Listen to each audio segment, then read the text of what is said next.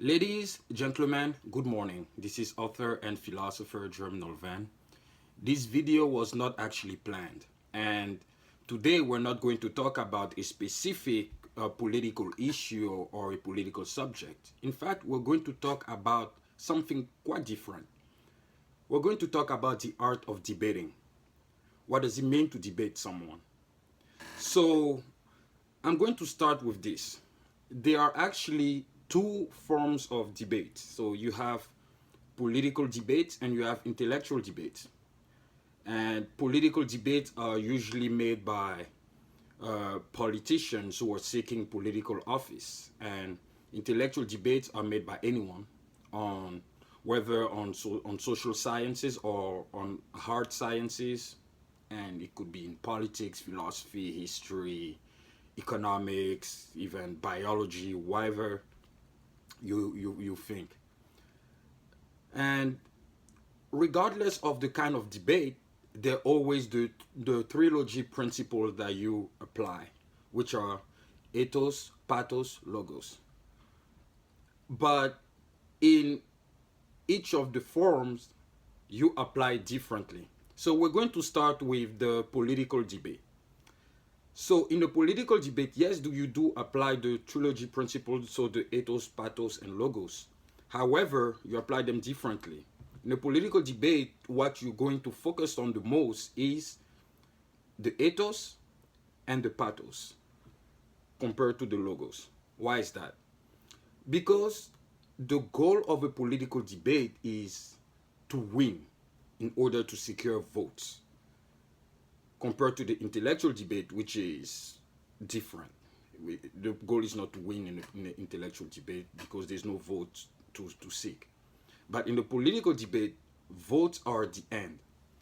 And in order to secure those votes, you need to emphasize on your ethos, first of all. The ethos is the variable that actually ascertains your credibility as a persuader. Does he have like a moral basis? Is he someone that we can trust, someone that we can rely on? And it strongly matters to politicians because voters want a leader that has that has moral values, that can uphold moral values. And then the pathos. The pathos is the critical variable of a political debate because people do not vote on the facts. They do not vote on what is true or not. They vote on what they believe. So what you believe is always based on emotions. So, and politicians capitalize on that to make their arguments. Yesterday, I watched the Democratic debate, for instance, and uh, I saw how the candidates, each of them debates, and I'm going to take the example of Elizabeth Warren. Elizabeth Warren is actually the front runner in the Democratic primaries, and when she debates, she emphasizes a lot on the pathos. Why is that? Because when it comes to the ethos is not there yet because she lied that she thought that she was a Native American and stuff like that. So voters still they still know about it. They haven't forgot about that. So she tried to emphasize on the pathos. So even the way she talks, her voice, and the way she said that we're working for the American families and what we want is the middle class to rise, and all the things she says is about emotions. And it sounds good because the majority of the voters are from the middle class. They're the one whose problems are on the table. But now let's look at the logos in Elizabeth Warren's strategy. The logos are actually against her because if we take, for instance, the wealth tax plan that she's been advocating for, the pathos is that yes, with the wealth tax plan, we're going to tax the rich so that they will pay their fair share. We can equally redistribute the wealth so that those who are in need will benefit from those taxes. But when we look at the logos here, the wealth tax plan, for instance, does not work in Europe. It was tried in France, in Germany, in most of the Scandinavian countries, In fact, 12 countries in Europe have the wealth tax, and now only 3 of them have that. So it's Norway, Spain, and Switzerland. But did Elizabeth Warren tell the voters about that? No, of course, because voters don't care about logos.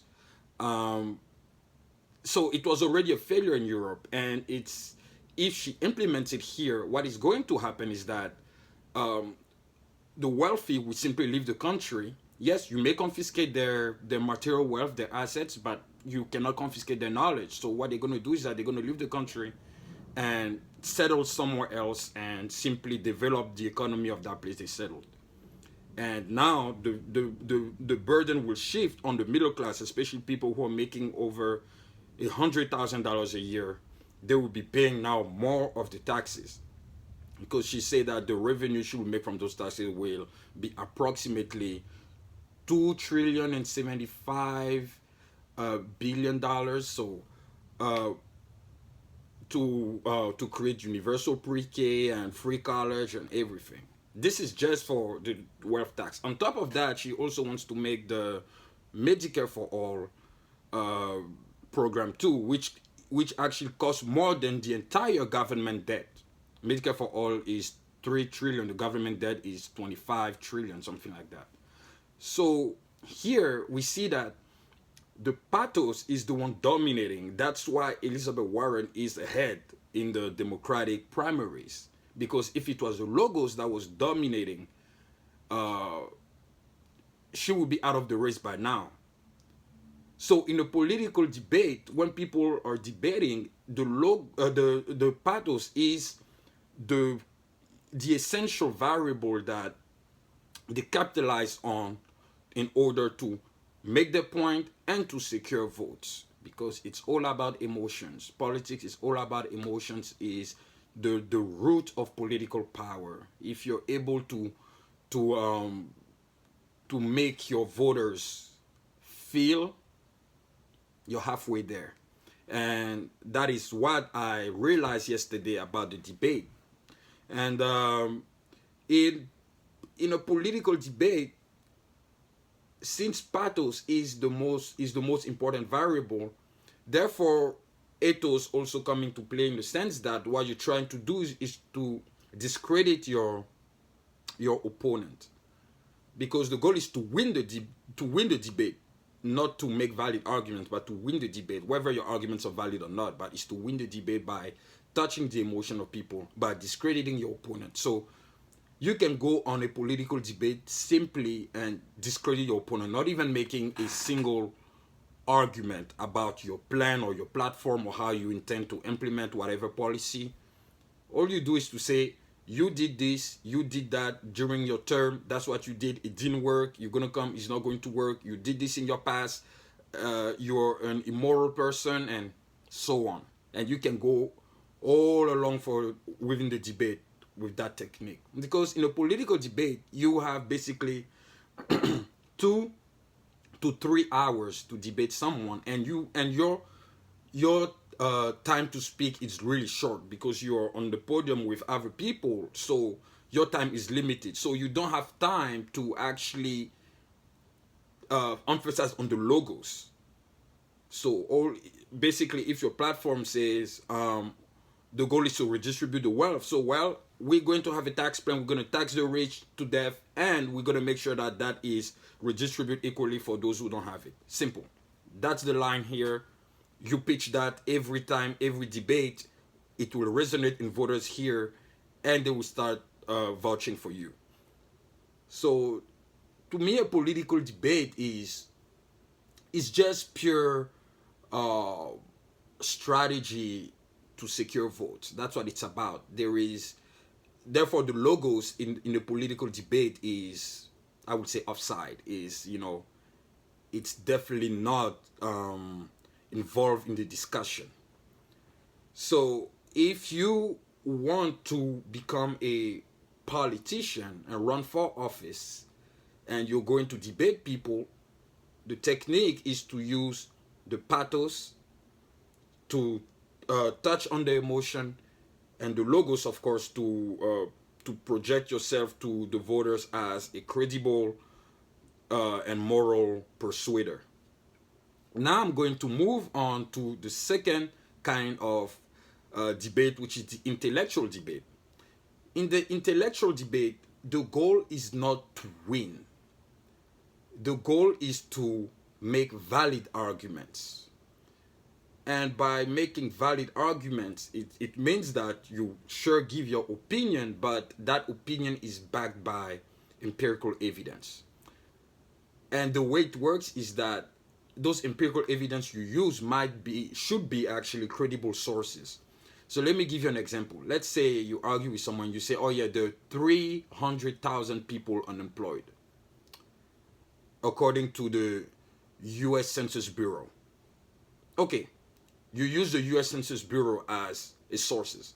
So because you use the US Census Bureau as a sources, so people who are listening to you will not even dare to necessarily check, because it's a credible source you use to make your argument. But the question is, those 300,000 people who are unemployed, is it at the national level? Is it at the state level? Is it at the city level? Who knows? If it's at the state level, it's not that much. I mean, it depends on the state too. If it's at the national level, it's definitely not that much. 300,000 people unemployed. Just the city of New York itself, it's 3 times 300,000 inhabitants living there. So on the national level, 300,000 people, it's not much. On the state level, it depends. If you go to a state where the population is not that big, okay, it could play a role. Now, if you go to the city, to the local level, so let's take for instance Washington, D.C. Washington, D.C. has around 700,000 people. If 300,000 people are unemployed, is definitely way over 2/3 of the population who doesn't work. So here we see that if we break down, we see that the way we talk about unemployment and using the number, it has a different effect. But that's why on the intellectual debate, when you use the logos and the ethos, the pathos does not play a significant role, but the logos and the ethos play a huge role. Of course, ethos is always there. You need to show to people that you're a credible persuader, that we can rely on you and your arguments. But the logos is what matters, because it's intellectual. You're not seeking votes. You're not trying to get elected. You're simply discussing ideas. And you try, and the purpose of the intellectual debate is to spread your ideas the best way you can to everyone. Some people may agree with what you're saying, some will not agree with what you're saying, but the point is to proliferate those ideas everywhere you can, and then people choose if they like your ideas or not. So in the intellectual debate, the technique is not put your ego up front, but to simply focus on making valid arguments. Because if you go on an intellectual debate and say, I am coming to win, or you're already setting up yourself for failure. Because if your opponent is able to discredit your argument because he say, oh, your argument is not founded, it start touching your ego, and you lose all sense of concentration and purpose, and that's how you lose the debate. But if you simply say, I'm coming here not to win, I mean, if you win, good, but the point is not to win, the point is to make valid arguments so that it can resonate in people's ear, then you're already halfway there. Then you're setting up yourself to actually aggrandize your audience. And it's really hard to actually debate against someone who writes. Because someone who writes his ideas down, and he actually elaborates, he actually assesses on how he wants to convey his ideas, compared to someone who doesn't write. Yeah, the majority of people, they read articles to inform themselves on whatever issues going on the day.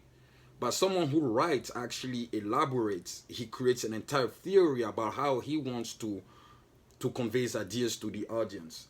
Therefore, when you argue with someone who writes, it's pretty hard to beat that person. It doesn't mean it's impossible, but it's really hard, because that person will always have a counter argument for you with empirical evidence to support his argument. So in an intellectual debate, the pathos is not really relevant. It might play a role, but the role is not that big. It's not really relevant.